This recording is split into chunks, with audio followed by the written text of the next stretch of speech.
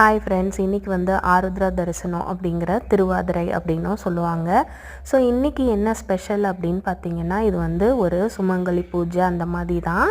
அதுக்கு காலையில் ஏர்லியராகவே வந்து சமைச்சிருவாங்க. சாப்பிட்டுட்டு இன்றைக்கி ஃபுல் டே வந்து விரதமாக இருந்து சாயந்தரம் வந்து இந்த 18 வகை காய்கறிகள் போட்டு கூட்டு வந்து செஞ்சு வச்சு சாமி கும்பிடுவாங்க. ஸோ அதுக்காக அது இங்கே திண்டுக்கல்லில் பார்த்தீங்க அப்படின்னா எல்லா காய்கறிகளும் வாங்கினா வேஸ்ட் ஆயிரும்னு சொல்லிட்டு திருவாதிரை காய்கறிகள் அப்படின்னே வந்து வச்சுருப்பாங்க.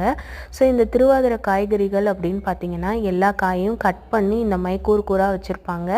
நம்ம வந்து கேட்டோம் அப்படின்னா திருவாதிரை காய் கொடுங்க அப்படின்னு சொல்லி கேட்டோம் அப்படின்னா ஒரு கவரில் எல்லா காய்கறிகள்ல இருந்தும் ஒரு பீஸ் அல்லது 2 பீஸ் வந்து போட்டு இந்த அவர் எடுத்து போடுறாரு பாருங்கள். இப்படி தான் வந்து எல்லா காய்கறிகள்ல இருந்துமே கொஞ்சம் கொஞ்சமாக எடுத்து போடுவாங்க. ஸோ மேக்ஸிமம் வந்து எல்லா காயும் அதில் வந்து வந்துடும். பாவக்காய் மட்டும் போட மாட்டாங்க, வேணும்னா தனியாக வாங்கிக்கலாம்.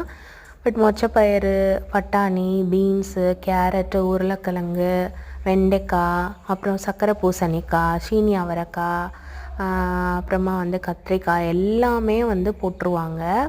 ஸோ இப்படி தான் வந்து கொடுப்பாங்க இங்கே எல்லாருமே இதை வாங்கிக்குவாங்க. இது ஒரு செட்டு வந்து 50 ரூபாய் அப்படின்னு சொல்லுவாங்க. அப்படியே வாங்கிட்டு அப்படியே வெளியே வந்தோம் அப்படின்னா சாமி வந்து வீதி உலா வந்துச்சு.